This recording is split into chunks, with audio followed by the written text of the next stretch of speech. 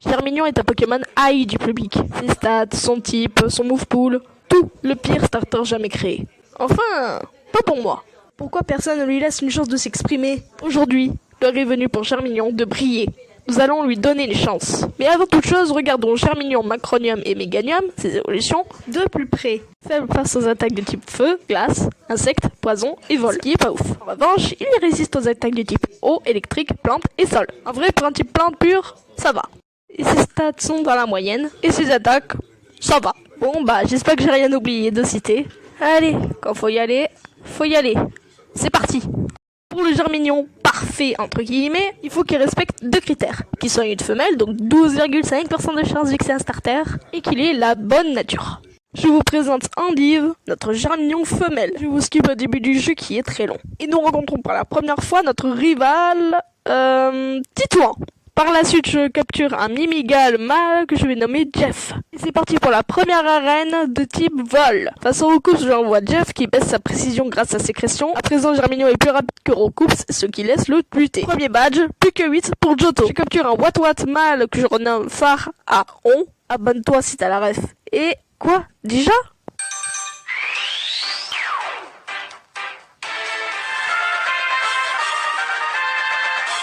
Je m'occupe de la Team Rocket, et avant d'aller défier la reine insecte, je m'occupe d'abord d'aller défoncer Titouan. Et, mesdames et messieurs, laissez entrer la cerise sur le couscous. Cet énorme connard persécuteur. Cette sale menthe religieuse n'arrête pas de faire des coups critiques. Et avec son demi-tour, je vous raconte pas la galère. J'ai donc dû faire évoluer Watwat en l'énergie, et il était toujours trop fort pour moi. La difficulté est hallucinante. Ma barre de vie fond comme une glace au soleil. Bon, ça va être long. Préparez vos 4 prochaines heures d'XP et attrapez votre animal de soutien le plus proche. Ce jour-là, elle part avec Easter, sa dinde de soutien émotionnel. Bon, moi j'ai Eric le serpent.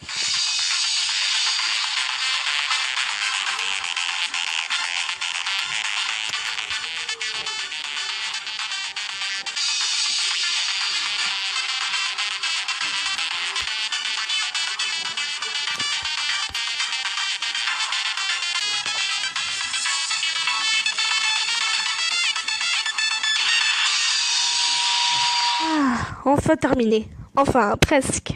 Vous le savez très bien. Le pire cauchemar de la 2G. C'était d'une difficulté inexistante. Je l'ai défoncé.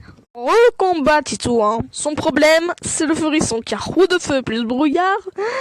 C'est dur.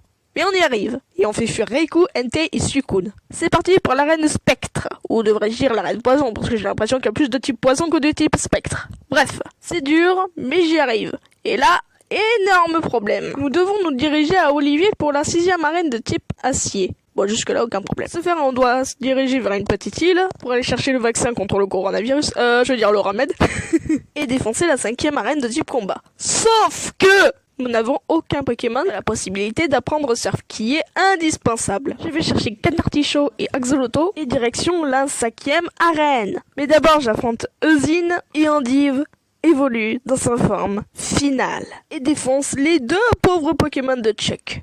Voilà, bonsoir, 5e badge. La 6e arène, en revanche, c'est différent. Je mets pas mal de tentatives pour y arriver, et ça va. Je pars XP Jeff que tout le monde a oublié, j'en suis sûre et certaine, pour ensuite le faire évoluer en Migalos. Je défonce la Team Rocket, blablabla, je récupère le Léviator. J'aime pas affronter la Team Rocket, surtout dans leur base, c'est long, c'est chiant. Dis, on n'a qu'à l'appeler Samantha. Mais, qui ça? Ben enfin, Sushi. Oh oui, Mélodie. Appelons Sushi. Mais, qui est Sushi?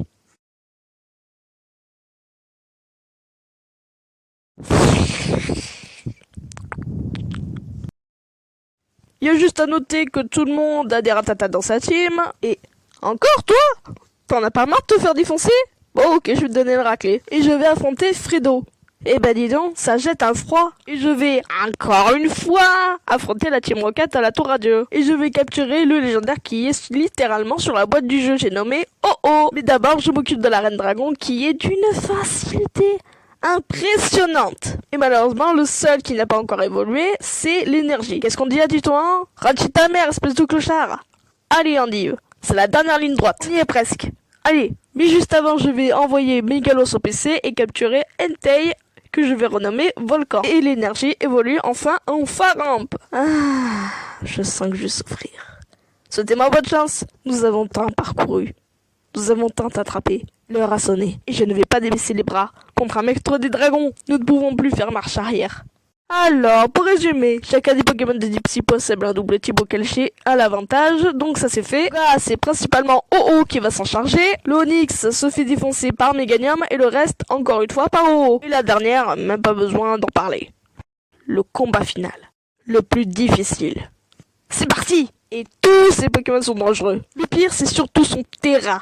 J'ai essayé plusieurs fois et j'ai réussi. Meganium a fini Pokémon Or Gold.